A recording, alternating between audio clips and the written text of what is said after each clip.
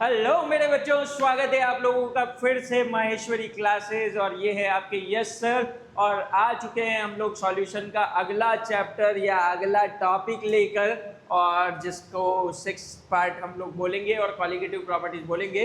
अभी तक हम लोगों ने जो जो चीज़ें पढ़ ली है उसको एक बार फिर से आप प्रीवियस वीडियोस देख के रिवाइज करिए, है ना। क्योंकि अब पूरा इंडिया, पूरी दुनिया के अंदर केमिस्ट्री आप लोग आराम से पढ़ सकते हो, राइट। ठीक है, तो फटाफट से आ जाइए, अपने अपने पुराने नोट्स को एक बार फटाफट पन्ने पलट के रिवाइज करिए, अपनी अपनी कॉपी और पेन खोलिए और आ जाइए। शुरू करते हैं हम लोग हमारा lecture number 6, that is based on colligative properties.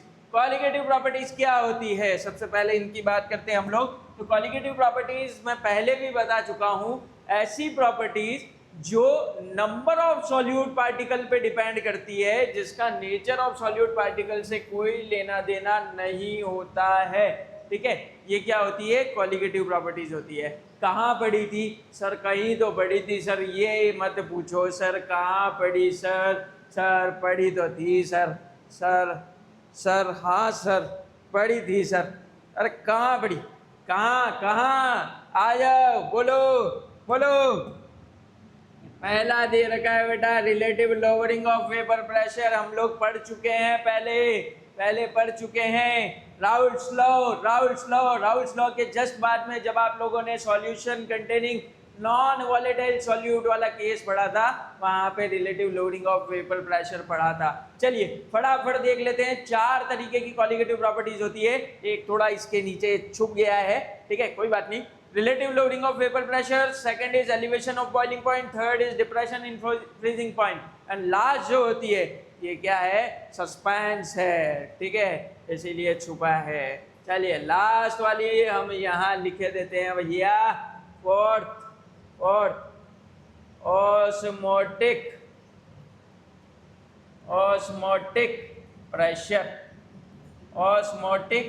Pressure, ये हमारी 4th कॉलिगेटिव प्रॉपर्टी होती है। जल्दी जल्दी अपनी कॉपियां अगर नहीं खोलिए तो फटाफट वीडियो को पॉज करो, कॉपी और पेन निकालो, नोट्स साथ में लिखेंगे, ठीक है। तो आप लोगों का ही भला होगा भैया। लास्ट में केवल पन्ने ही पलटने हैं, दोबारा वीडियो आगे पीछे देखकर व्यूज मत बढ़ाइए आप, राइट। ठीक है, आ जाओ फटाफट। हम लोग फटाफट से relative lowering of vapour pressure discuss कर लेते हैं, ठीक है। एक बार रिवीजन कर लेते हैं इस चीज का। Relative lowering of vapour pressure, अरे भैया ये फर्स्ट है, फर्स्ट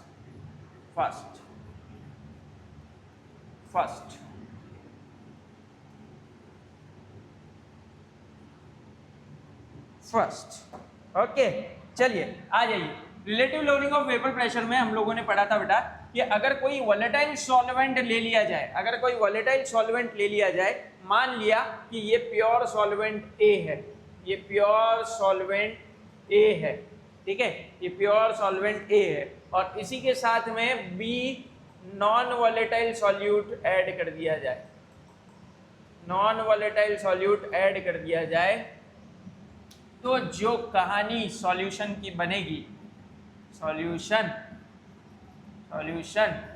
ठीक है, इसमें क्या क्या चीजें होगी, ए बी दोनों होगी, ठीक है। अब ए प्योर सॉल्वेंट है, और सिंस इसका नेचर क्या है बेटा, वॉलेटाइल है, तो ये यहां से उड़ेगा तो इसका जो वेपर प्रेशर बनेगा वो क्या बनेगा, P not of A. P for partial pressure, A मतलब ए का partial pressure, and naught represent कर रहा है कि ये प्योर स्टेट में है, राइट, ठीक है। P not of A, B का कोई वेपर प्रेशर ना ही बनेगा भैया, काहे, क्योंकि ये नॉन वोलेटाइल है, ये वेपर जनरेट नहीं करता है। तो अब नहीं करता है तो सॉल्यूशन के अंदर भी नहीं करेगा, तो यहाँ जो वेपर प्रेशर जनरेट होगा वो किसका होगा, सिर्फ ए का, राइट। पी ए किस पे डिपेंड करेगा, एक्स ए कितना है, P A equals to K X से, एंड हम लोग कैलकुलेट कर चुके हैं राउल्ट्स लॉ में, P A is equals to P not A X A, X A. जल्दी कॉपियां खोलिए, राउल्ट्स लॉ खोलिए, फटाफट इसको निकालिए, ठीक है, चेक करिए। Done, done. चलिए अगला पार्ट लेते हैं हम लोग यहाँ पे ही कि P A equals to P not A X A हम लोगों ने कर दिया बेटा। लेकिन अभी अपन ने बात करी कि मोल फ्रैक्शन जो है अंदर ये पी ए निकला है ना, पार्शियल फ्रैक्शन अंदर पी ए निकला है, तो डिपेंड ऑब्वियसली ए के ऊपर ही करेगा। लेकिन यहाँ ध्यान से देखो P नॉट ए और P ए में से वेपर प्रेशर ज्यादा किसका होगा? P नॉट ए और P ए में से वेपर प्रेशर ज्यादा किसका होगा?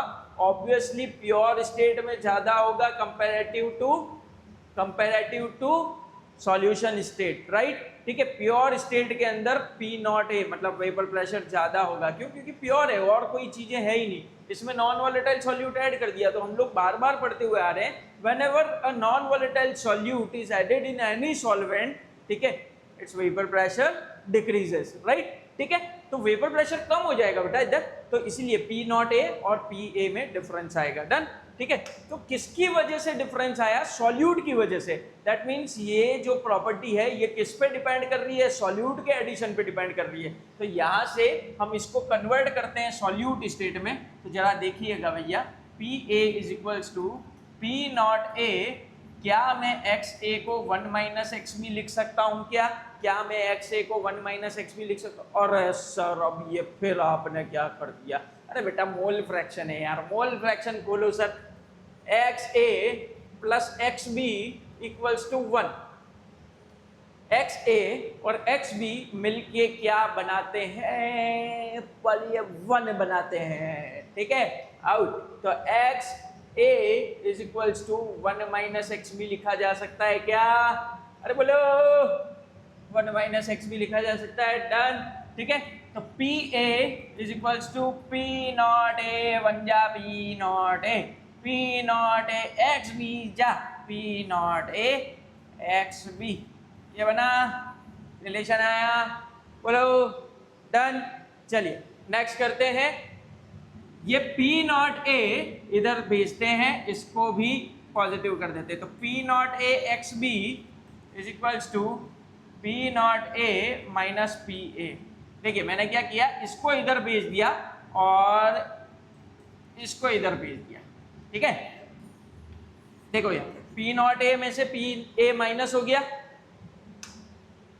देखिए देखिए देखिए फटाफट, P नॉट ए में से P नॉट ए बड़ा था, P ए छोटा था, तो P नॉट ए में से P ए माइनस हो गया। इससे क्या पता चल गया हमको कि वेपर प्रेशर कितना कम हुआ है? वेपर प्रेशर कितना कम हुआ है? लोअरिंग ऑफ वेपर प्रेशर, ये पता पड़ गया बेटा। ठीक है, एंड सिंस अगर मैं यहाँ पे एक्स बी निकालना चाहूँ तो देखिएगा P not A minus P A upon P not ए, ये निकल जाता है। और इसी को कहा जाता है क्या? Relative lowering of vapour pressure, relative lowering of vapour pressure. जल्दी जल्दी आ जाओ, फटाफट लिख लो। Since this relative lowering of vapour pressure is depending on mole fraction of solute, and what we have learned about the definition of colligative property, that those properties which depends on number of solute particle and not on nature of solute particle are known as colligative properties, right? ठीक है, तो ये number of solute particle बता रही है क्या भैया?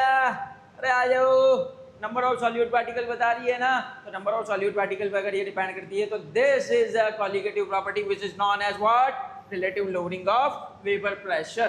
ठीक है, तो ये पहली कॉलिगेटिव प्रॉपर्टी हमने कर ली है, इससे रिलेटेड हमने पहले वाले लेक्चर में क्वेश्चन भी किया है।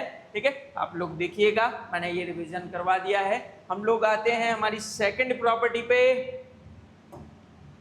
मिलके भी हम ना मिले, तुमसे न जाने क्यों मिलोगे, है फासले तुमसे न जाने क्यों अनजाने, है सिलसिले तुमसे न जाने क्यों सपने हैं पलकों तले, तुमसे न जाने क्यों।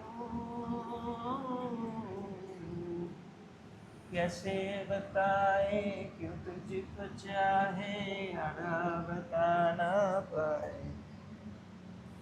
बातें दिलों की देखो जो बाकी। आइए बेटा, तो एलिवेशन इन बॉइलिंग पॉइंट, अगला जो हमारा कॉलिगेटिव प्रॉपर्टी है वो है एलिवेशन इन बॉइलिंग पॉइंट। ठीक है, तो एलिवेशन इन बॉइलिंग पॉइंट पढ़ने के लिए हमको सबसे पहले पढ़ना पड़ेगा भैया what is boiling point.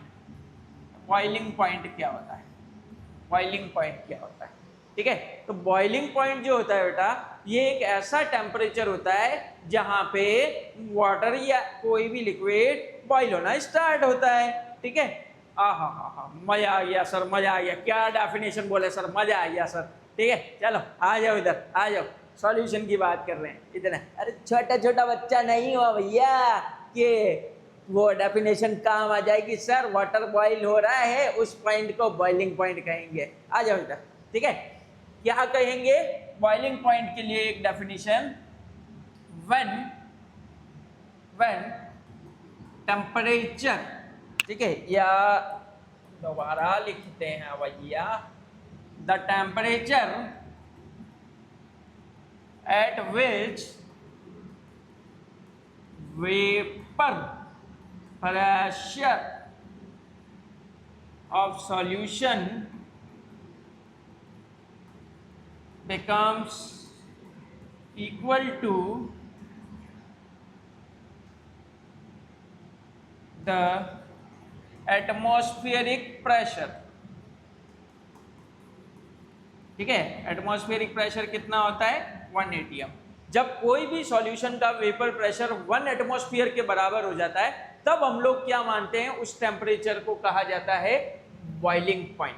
Boiling point है ना, 1 एटमॉस्फेयर को बराबर हो जाता है। तो अब क्या करना है, अब देखिए ग्राफ समझते हैं हम लोग इसका फटाफट। आइए मेहरबान बैठिए जाने जा,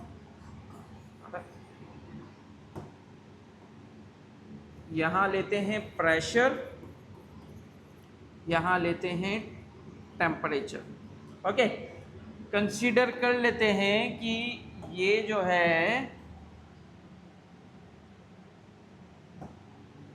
ये जो लाइन है ये हमारा क्या है 1 atm है, 1 atm है ना। प्रेशर टेम्परेचर का ग्राफ हम लोग बना रहे हैं, इसमें प्रेशर को हमने y एक्सिस पे रखा है, टेम्परेचर x एक्सिस पे है, और 1 एटमॉस्फेरिक प्रेशर की लाइन हमने टच कर दिया।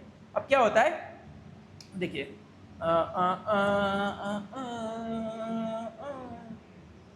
आइए, ये सॉल्वेंट है, सपोज यहाँ से कोई टेम्परेचर रख रखा है इसने, सॉल्वेंट, प्योर सॉल्वेंट का केस ले रहे हैं जिसका नॉर्मल टेम्परेचर यहाँ पे था इस प्रेशर पे। जैसे ही हमने इसको टेम्परेचर प्रोवाइड किया, अब इसका बॉइलिंग पॉइंट कब आएगा बेटा, टेम्परेचर बढ़ता जा रहा है, प्रेशर भी बढ़ता जाएगा, तो ये 1 atm को जब टच कर देगा तब इसका बॉइलिंग पॉइंट आ जाएगा। किसका केस है ये, किसका केस है, प्योर सॉल्वेंट का। किसका केस है, प्योर सॉल्वेंट का। ये प्योर सॉल्वेंट का केस जब 1 atm को टच कर गया तब इसका कौन सा पॉइंट आ जाएगा, बॉइलिंग पॉइंट। मतलब यहाँ जो टेम्परेचर रीच होगा वो इसका क्या होगा, boiling point, that is known as TB0। TB0 बोलिए, समझ आया, डन। ठीक है, अब इसमें जैसे ही हम नॉन वोलेटाइल सॉल्यूट ऐड करेंगे, देखो चाय उबल रही है, चाय उबल रही है, उस चाय में शक्कर डाल दी, शक्कर डाल दी, वो चाय वापस ऐसे हो गई। ठीक है, और वापस उसमें बॉयल होती गई होती गई होती गई होती गई और ये उबलना चालू हुई, डन। ठीक है, तो अब यहाँ पे जैसे ही चाय के अंदर हमने सॉल्यूट ऐड किया तो ये क्या बना, सॉल्यूशन। ठीक है, कौन से टाइप का सॉल्यूशन है, कंटेनिंग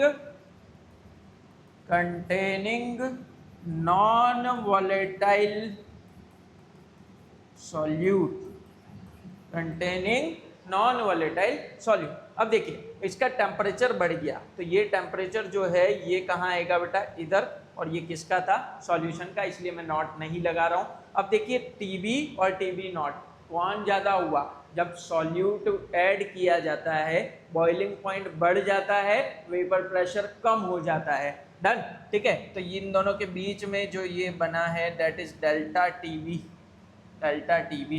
एंड हम लोग अब इसको अगर लिखेंगे, तो delta TB is equals to TB minus TB not, delta TB is equals to TB minus TB not. जल्दी जल्दी जल्दी जल्दी लिख लीजिए भैया, यहाँ तक आगे बढ़ते हैं हम लोग, फटाफट नोट करिए।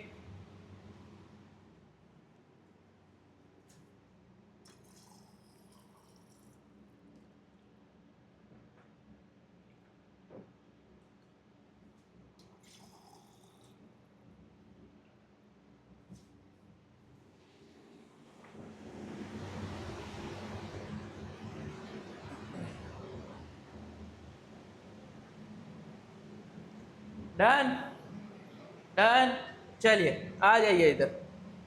अब अगर मैं इसके आगे की बात करता हूं तो एक्सपेरिमेंटली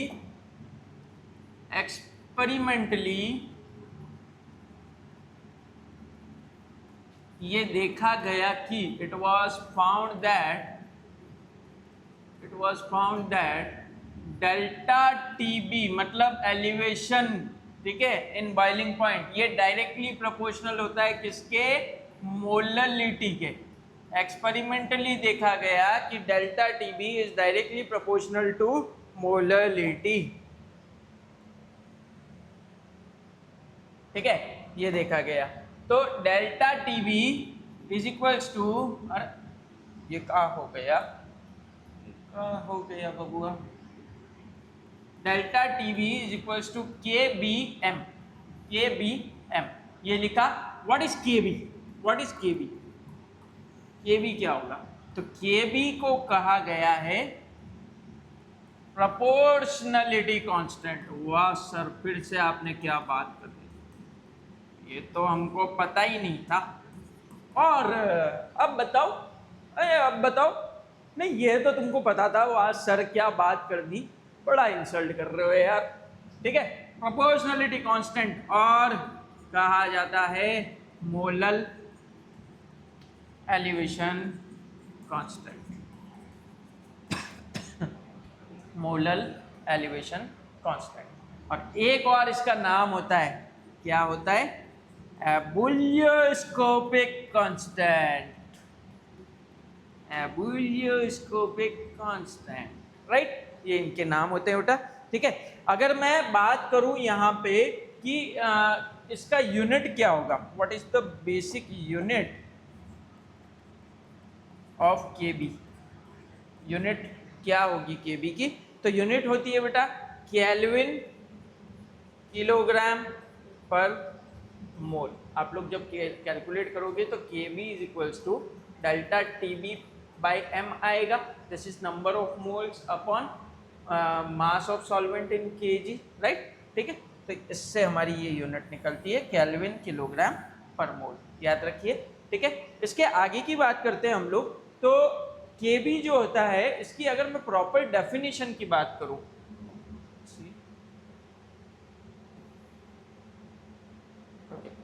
केबी के अगर प्रॉपर डेफिनेशन की बात करूं तो KB is equals to delta TB by M लिख सकते हैं, या फिर delta TB is equals to KB into M था, if M is equals to 1 means number of moles of solute and mass of solvent in kg is equals to 1, unity हो, ठीक है, तो ही m क्या हो सकता है, 1 हो सकता है। देन डेल्टा टीबी किसके इक्वल हो जाएगा, केबी के, देन डेल्टा टीबी किसके इक्वल हो जाएगा, केबी के। तो केबी की डेफिनेशन यहाँ से आप लोग बात कर सकते हो कि एलिवेशन या एब्यूलियोस्कोपिक कांस्टेंट या मोलर एलिवेशन कांस्टेंट, ठीक है, molar elevation constant is equals to elevation in boiling point when molarity is equals to 1, ठीक है। मैं लिख देता हूँ आप लोगों के,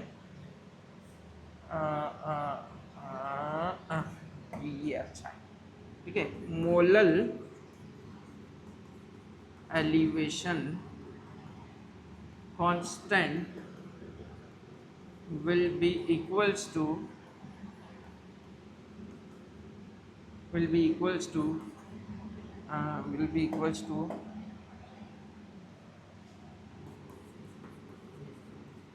elevation in boiling point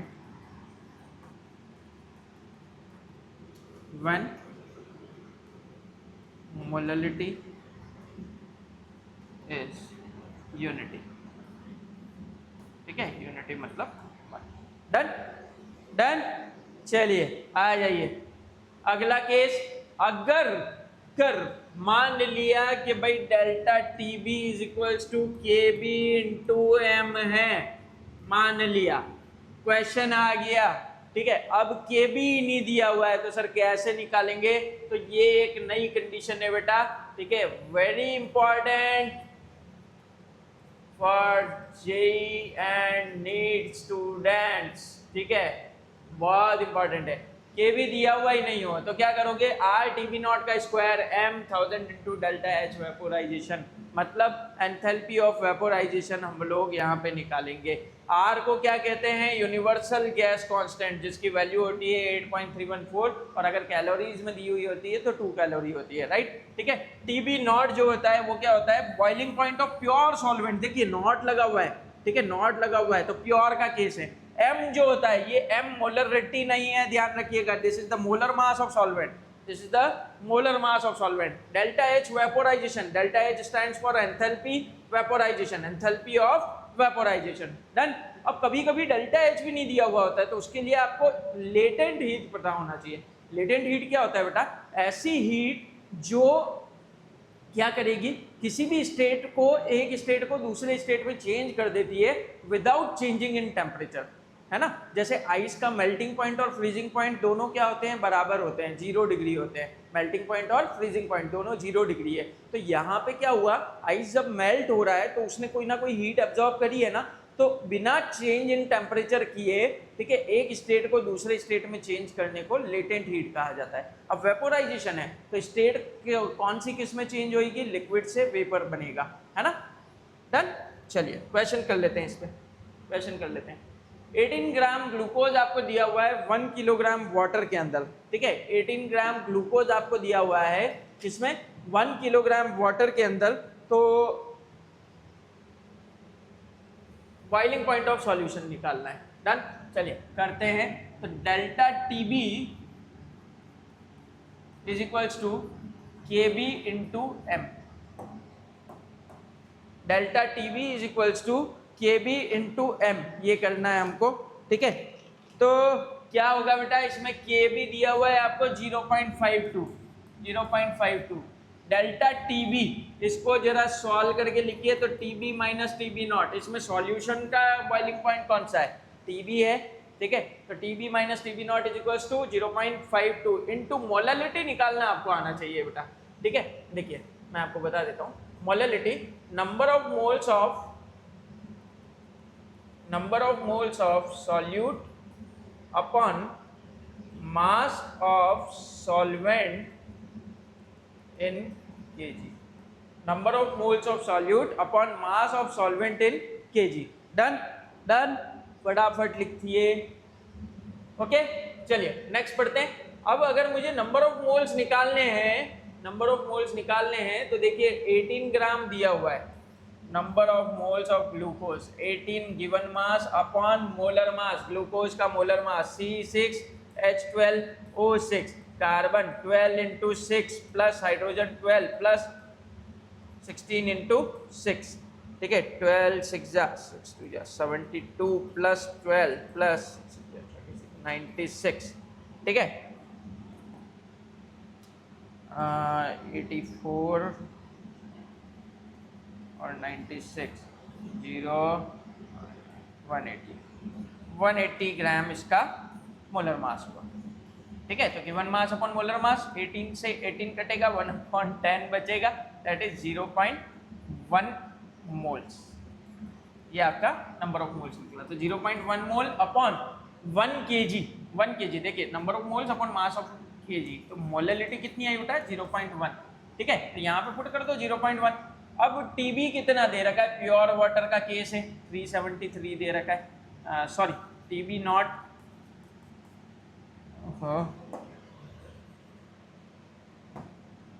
TB minus 373 is equals to 0.52 into 0.1 and TB निकालना है तो 0.52 इंटू 0.1 करके इसमें से 373 को आप ऐड करके फाइनल आंसर निकाल लीजिएगा, कैलकुलेशन करिएगा।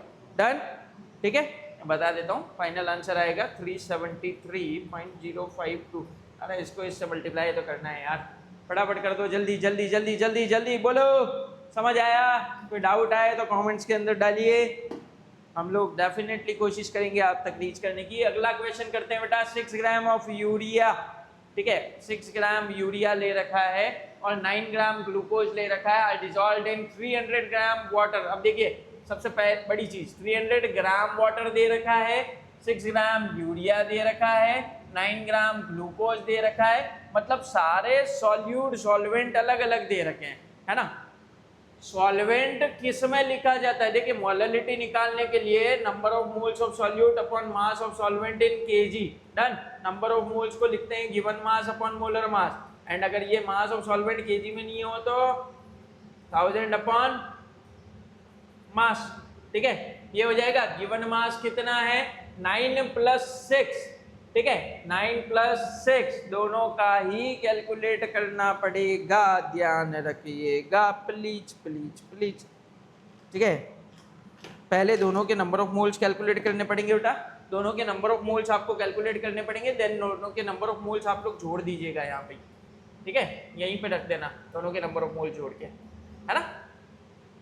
डन, ठीक है, तो ऐसे करना है। ये क्वेश्चन को आप लोग करवाऊं क्या, बोलो बोलो बोलो बोलो, चलो। Number of mole suppose 6/90 plus urea का आएगा 6/60, सॉरी 6/60 एंड प्लस इसका आएगा 9/180 ग्लूकोज का, ये नंबर ऑफ मोल्स आए, है ना।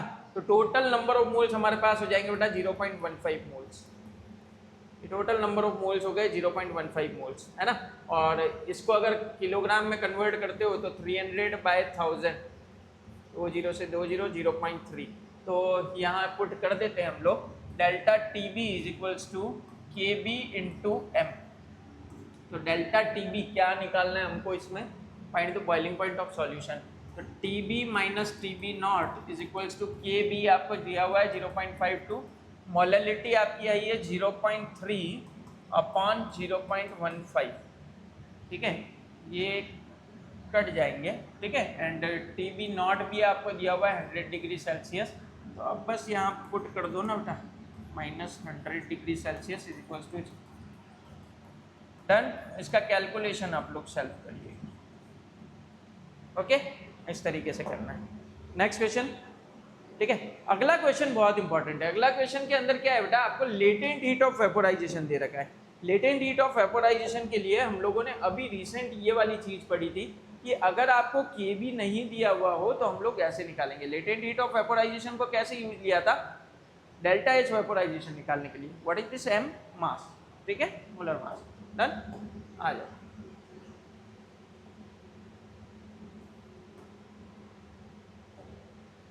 चलो, तो KB is equals to, KB कैसे निकालेंगे, R TB नॉट का square M upon 1000 into delta H vaporization, ये फार्मूला था। डेल्टा H वेपोराइजेशन निकालने के लिए latent heat into molar mass, ये फार्मूला था, ठीक है।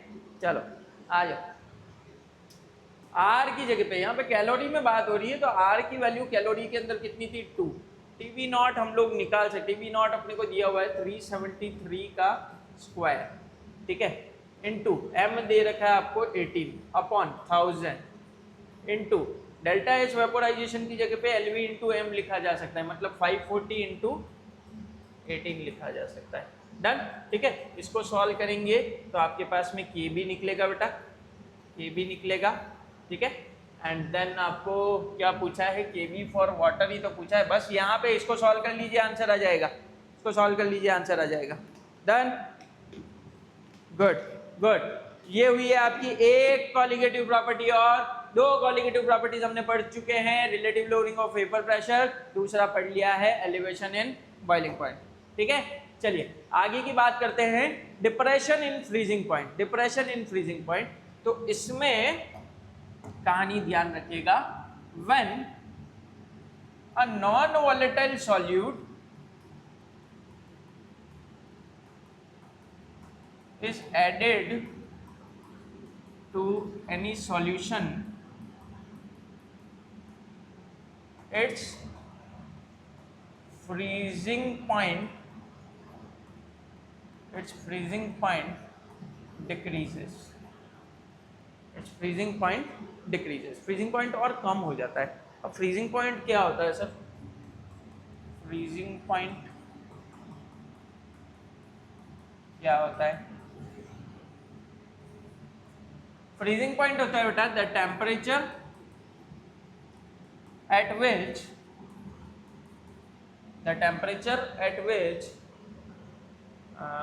Vapour pressure of any liquid becomes equal to vapor pressure of its solid। ठीक है, जब किसी भी पर्टिकुलर सॉल्वेंट की बात करेंगे, है ना, सॉलिड स्टेट आप लोग बोल सकते हो, जब किसी भी पर्टिकुलर सॉल्वेंट या किसी भी पर्टिकुलर लिक्विड को फ्रीज करना है हमको, तो उसी के सॉलिड स्टेट में आने तक, ठीक है, उसी लिक्विड के सॉलिड स्टेट में आने तक, ठीक है, अगर वेपर प्रेशर बराबर हो जाता है उसको क्या बोलेंगे? फ्रीजिंग पॉइंट बोलेंगे। अभी ग्राफ से आपको और क्लियर होगा, ग्राफ समझिए, ग्राफ समझिए।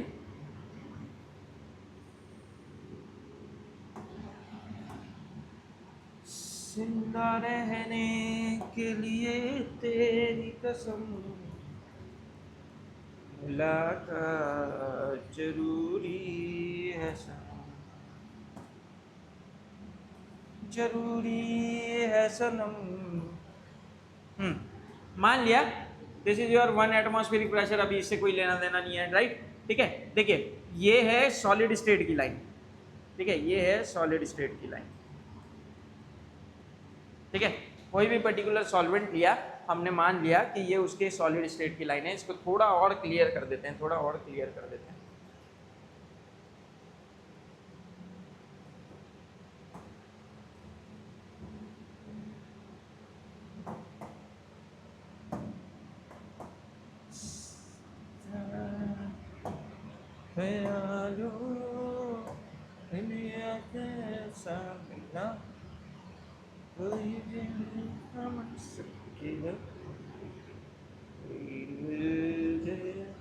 ये मान लिया बेटा ये सॉलिड स्टेट की लाइन,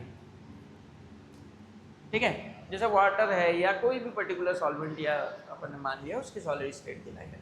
अब देखिए ये सॉल्वेंट का टेम्परेचर है, अब ऑब्वियसली किसी चीज़ को फ्रीज कर रहे हो उसका टेम्परेचर कम होएगा, है ना, ये सॉल्वेंट का टेम्परेचर है। सॉल्वेंट का टेम्परेचर कम होते होते होते होते होते होते सपोज यहाँ आ गया और ये अपने सॉलिड स्टेट के वेपर प्रेशर को टकरा गया, तो ये क्या हो गया इसका TF0, TF0, ठीक है, TF0।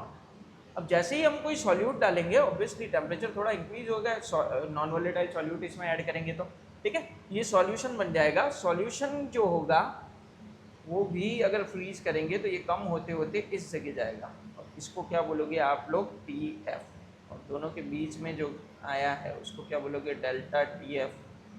बोलो आया क्या समझ में? Solution with non volatile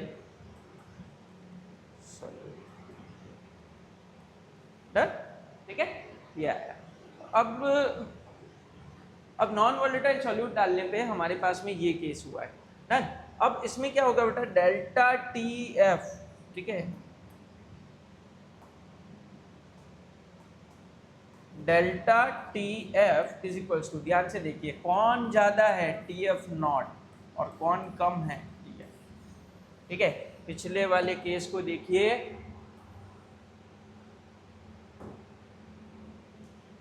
T B ज़्यादा था, टी बी नॉट कम था।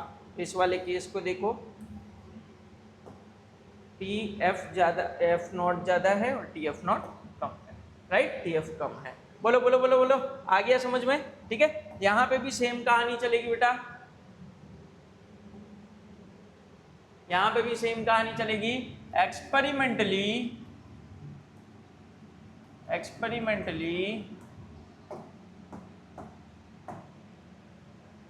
it was found that KF sorry K नहीं है यहाँ,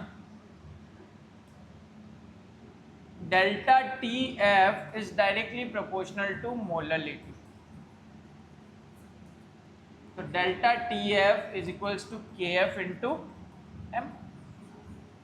ठीक है, व्हाट इज के एफ?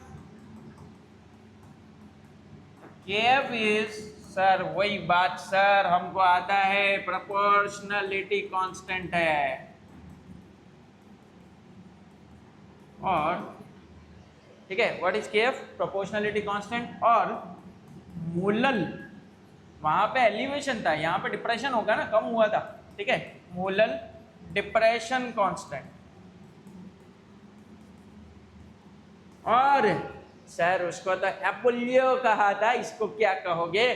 तो उसको एपुलियो कहा, तो जब बुल मारेगा तो क्राई करना पड़ेगा ना, तो क्रायोस्कोपिक कांस्टेंट, क्रायोस्कोपिक कांस्टेंट।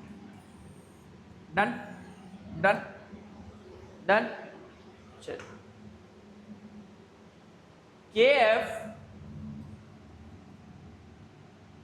की यूनिट जो होती है वो सेम होती है केल्विन किलोग्राम पर मोल। ठीक है, यूनिट। और के एफ जो होता है, अगर मैं delta T F is equals to K F into M करता हूँ, if M is equals to 1 then delta T F is equals to K F. ठीक है, तो क्या बोलेंगे? K F will be equal to delta TF, that is depression in freezing point, कब? when m is equals to 1। ठीक है, same है, same बिल्कुल, वहां एलिवेशन हुआ था, यहाँ पे डिप्रेशन हुआ है, राइट। ठीक है, चलिए नेक्स्ट। अगर के एफ नहीं दिया हुआ हो तो बस यहाँ पे टी बी की जगह पे टी एफ नॉट लिखना है और यहाँ पे फुस लगाना है। फुस मतलब फ्यूजन, फ्यूजन। ठीक है, तो एल बी फ्यूजन होगा, है ना, सेम है, कोई कंफ्यूजन नहीं है। चलिए, इनके क्वेश्चंस आप लोग सेल्फ करेंगे, डाउट्स होंगे तो आप लोग पूछेंगे। हम लोग बात करते हैं लास्ट कॉलिगेटिव प्रॉपर्टी की, diffusion and osmosis. Diffusion and osmosis, फटाफट अपनी कॉपी निकालिए। ठीक है, कॉपी के अंदर नोट्स होने चाहिए बेटा सभी के, जल्दी करिए।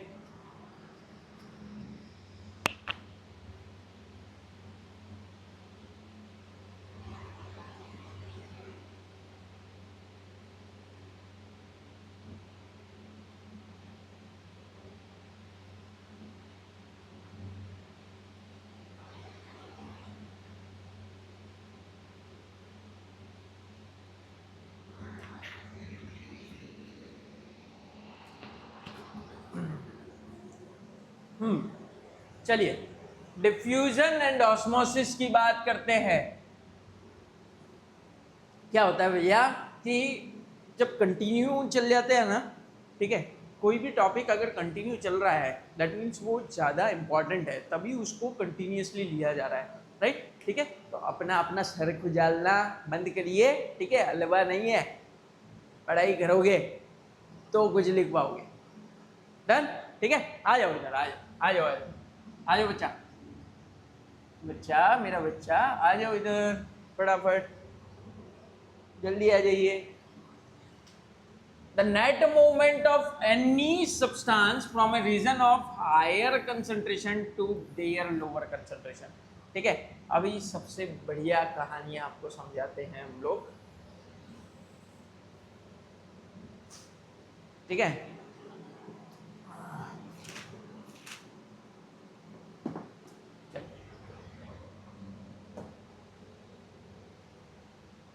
ख्वाबों ख्यालों तुम्हें आज ऐसा लगा, जीने का मकसद चला, कोई मिल गया, कोई मिल गया,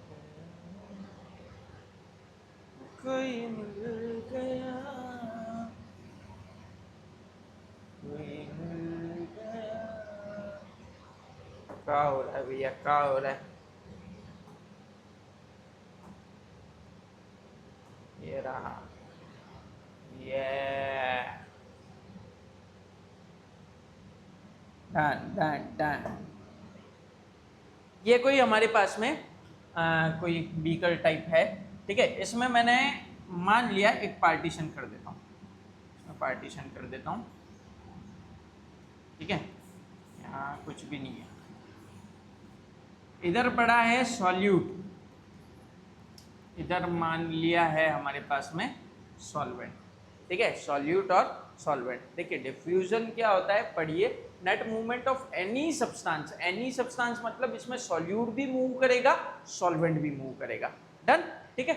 मान लिया ये वाला हमारा सॉल्यूशन नंबर 1 है, ठीक है, ये वाला हमारा सॉल्यूशन नंबर 2 है, ठीक है। ये हमने मान लिया सॉल्यूशन नंबर 1, सॉल्यूशन नंबर 2। इसकी कंसंट्रेशन मान ली C1, इसकी कंसंट्रेशन मान ली C2, and we have considered कि C1 is greater than C2, ठीक है। हम मान लेते हैं कि C1 जो है वो ग्रेटर देन C2 है, डन, ठीक है।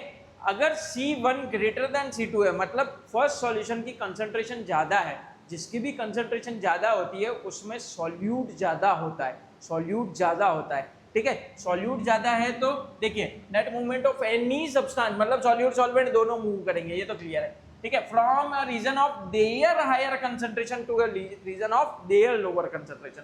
अब देखो यहाँ पे क्या है बेटा, सॉल्यूट की हायर कंसंट्रेशन इधर है तो ये इधर से इधर मूव करेगा, सॉल्यूट, और सॉल्वेंट की हायर कंसंट्रेशन इधर है तो ये इधर से इधर मूव करेगा, this is solvent, right right. अब बल्ले बढ़ा गया, नेट मूवमेंट हुआ है किसी भी सब्सटेंस का, चाहे वो सॉल्यूट हो या सॉल्वेंट हो, from their higher concentration to their lower concentration, from their higher concentration to their lower concentration. समझ में आ रही है यार बात, ठीक है। C1 मतलब क्या था कि इसमें कंसंट्रेशन ज्यादा है, जहां कंसंट्रेशन ज्यादा होती है वहां सॉल्यूट ज्यादा होता है, तो सॉल्यूट की कंसंट्रेशन इधर ज्यादा होगी तो ये इधर से इधर जाएगा। अब ऑब्वियसली सॉल्यूट की कंसंट्रेशन इधर ज्यादा है तो इधर सॉल्वेंट की ज्यादा होगी ना, तो इधर से इधर, क्योंकि वो डाइल्यूट है यार, कंसंट्रेशन कम है मतलब डाइल्यूट है, डाइल्यूट है मतलब सॉल्वेंट ज्यादा है, सॉल्वेंट ज्यादा है मतलब क्या होगा, वो इधर से इधर जाएगा। बोलो आया, डिफ्यूजन क्लियर, डन। चलिए नेक्स्ट नेक्स्ट डिफ्यूजन में हाँ हाँ हाँ ये थोड़ा गड़बड़ हो गया, डिफ्यूजन ऑस्मोसिस पढ़ा देते हैं हम आपको, चलिए ऑस्मोसिस यहीं पे पढ़ते हैं, ऑस्मोसिस, ऑस्मोसिस, ठीक है। ऑस्मोसिस क्या होता है, यहीं से लिखते हैं, नेट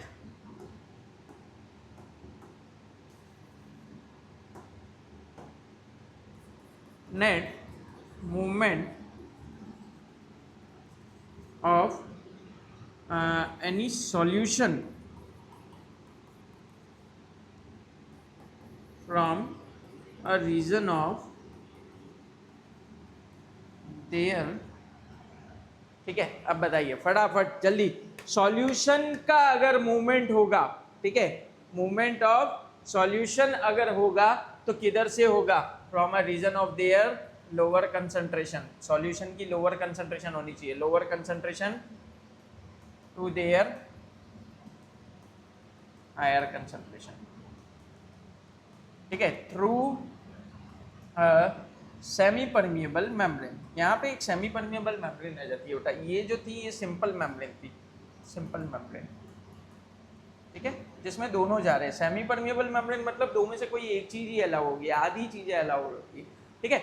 इसकी एक डेफिनेशन और देखिए, एक डेफिनेशन और लिखिए, movement of solvent from a region of their higher concentration, मतलब सॉल्वेंट जिधर ज्यादा है to their lower concentration through SPM, through SPM. Done, done. चलिए इसको समझाता हूं मैं आपको, समझिए। शेप्स ये हमने एक ही ले लेते हैं, समझ आ जाएगा। ये हम एक बीच में एक सेमी परमेबल मेम्ब्रेन लगा देते हैं। प्यार हुआ इकरार हुआ है, प्यार करने से क्यों डरता है दिल, कहता है दिल रास्ता मुश्किल मालूम नहीं है कहाँ मंजिल, कहता है दिल रास्ता मुश्किल मालूम नहीं है कहाँ मंजिल, प्यार हुआ इकरार हुआ है। SPM, this is your semi permeable membrane, right, ठीक है। मान लिया वही condition, this is solution 1, this is solution 2, इसकी कंसंट्रेशन C1, इसकी concentration C2, C1 is greater than C2, ये हमने कंडीशन ले ली, C1 is greater than C2, ठीक है। इधर है सॉल्यूट ज़्यादा, इधर है सॉल्वेंट ज़्यादा। अब देखिए सेमी परमिएबल मेम्ब्रेन अलाउ ही नहीं करेगी सॉल्यूट के मूवमेंट को, ठीक है। एक पर्टिकुलर साइज होती है, उसी साइज को ये अलाउ करती है, डन। एंड सॉल्वेंट जो है इधर ज़्यादा है तो वो इधर से इधर मूव कर जाएगा, इधर से इधर मूव कर जाएगा। बस दिस इज ऑस्मोसिस, ठीक है। ऑस्मोसिस समझ आ गया, ठीक है। मैं वापस डेफिनेशन लिख देता हूँ, movement of solvent from a region of their higher concentration to their lower concentration, ठीक है। और एक और क्या लिखी, movement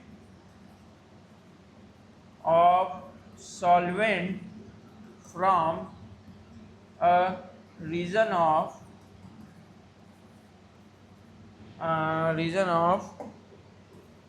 lower concentration of solution to higher concentration of solution, ये होता है, ठीक है। एंड ये सब किसके थ्रू होगी, through semi permeable membrane. What are semi permeable membrane? तो सेमी परमिएबल मेम्ब्रेन आप लोग एनिमल मेम्ब्रेन ले सकते हैं, सेलोफेन या कॉपर फेरोसाइनेट, इसकी बनती है semi permeable membrane. Done. Types of osmosis की बात करते हैं। देखिए 3 तरीके की ऑस्मोसिस होती है, एक्सोऑस्मोसिस, एंडोऑस्मोसिस और एक और होती है रिवर्स ऑस्मोसिस। डन। एक्सोऑस्मोसिस की बात करें तो ये थ्योरी है, outward osmotic flow of water of a cell, ठीक है। कोई सेल हमने ली, उसमें से वाटर बाहर की तरफ निकल जाए, है ना। जैसे ये एक कटोरा लिया, इसमें पानी भर दिया, अब यहाँ पे सेल रख दिया, अब सेल में कंसंट्रेशन ज़्यादा है, इधर कम है, तो ये ज़्यादा से कम की तरफ आ जाएगा, ठीक है, बाहर आ जाएगा थ्रू एसपीएम, ठीक है। इसको क्या बोलते हैं, एक्सो। एक्सो मतलब एग्जिट हो गया, एग्जिट हो गया। तो एग जैसे रख दिया आपने कंसंट्रेटेड NaCl में, तो ये श्रिंक हो जाएगा, बाहर निकल गया, राइट, ठीक है। एंडोऑस्मोसिस मतलब अंदर का फ्लो हो गया। फॉर एग्जांपल किशमिश अगर आपने रख दी पानी के अंदर तो वो फूल जाती है, फूल जाती है, तो वहाँ क्या होता है बेटा, फ्लो इनसाइड द सेल हो जाता है। तो एग को अगर रख दें वाटर के अंदर तो ये स्वेल अप हो जाएगा, डन, ठीक है। एंड रिवर्स ऑस्मोसिस क्या होता है, अगर प्रेशर जो है वो हायर देन ऑस्मोटिक प्रेशर है, यहीं से हमारा ऑस्मोटिक प्रेशर स्टार्ट होता है। देखिएगा, समझिएगा, इधर से इधर, इधर से इधर, ठीक है, सॉल्वेंट का फ्लो हुआ, मैंने यहाँ से क्या किया, प्रेशर अप्लाई कर दिया और रिवर्स कर दिया इसको, ठीक है। तो जब कभी भी प्रेशर जो होता है ऑस्मोटिक प्रेशर से ज़्यादा हो, ठीक है, सॉल्यूशन साइड में, ठीक है, सॉल्वेंट जो होगा वो सॉल्यूशन से प्योर सॉल्वेंट की तरफ मूव कर जाएगा, उसको हम क्या बोलेंगे, रिवर्स ऑस्मोसिस। वेरी इंपॉर्टेंट, ठीक है, वेरी इंपॉर्टेंट। चलिए ऑस्मोटिक प्रेशर समझते हैं। Net movement of solvent molecules from solvent to solution can be stopped by applying some external pressure. अभी समझाया मैंने आप लोगों को, तो समझिए। यहाँ पे बहुत सारा पानी भरा हुआ है, बहुत सारा पानी, आज ब्लू है, पानी पानी पानी पानी पानी पानी, दिन भी सानी सानी सानी सानी सानी सानी आया ओ ऑन द फ्लोर यार अफोर्ड हाउ मेरी टीच। चलिए इधर क्या है बेटा, सॉल्यूट एक्सेस है, इधर क्या है, सॉल्वेंट एक्सेस है, ठीक है। मान लिया सॉल्वेंट इधर से इधर मूव कर रहा है, मान लिया ये सॉल्वेंट इधर से इधर मूव कर रहा है, ठीक है। तो हमने क्या किया, यहां से एक प्रेशर अप्लाई कर दिया, हमने क्या किया, यहां से एक एक्सटर्नल प्रेशर अप्लाई कर दिया,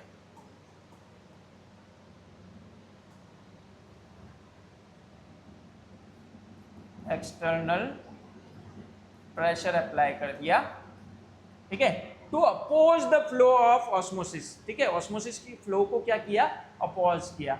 ये जो प्रेशर है एक्सटर्नल प्रेशर, इसे कहा जाएगा क्या, ऑस्मोटिक प्रेशर, और इसी को रिवर्स ऑस्मोसिस कहा जाता है। ऑस्मोटिक प्रेशर जो होता है बेटा वो पाई से डिनोट किया जाता है, पाई से। अब इसको ध्यान से समझना, ठीक है। आप लोगों ने पढ़ा होगा PV is equals to nRT होता है, तो अगर मैं P को पाई लिख दूं तो pi V is equals to क्या हो गया, nRT, तो pi is equals to n upon VRT, pi is equals to number of moles upon volume is molarity, ठीक है। आप चाहो तो इसको कंसंट्रेशन भी लिख सकते हो, ठीक है। ये आपका फॉर्मूला बन गया है, राइट राइट, ठीक है। अगला टॉपिक आता है हमारा वांट ऑफ फैक्टर, जिस पे मिलेंगे हम लोग अगले लेक्चर के साथ में। तब तक के लिए पूरी तरीके से लग जाइए बेटा, आप लोगों ने 12th शुरू कर ली है, इस बात को मान लीजिए, है ना। और अब हमारे इस चैप्टर के अंदर 2 ही मेजर टॉपिक्स बचे हैं, एक बचा है हेनरीज लॉ, एक बचा है वांट ऑफ फैक्टर।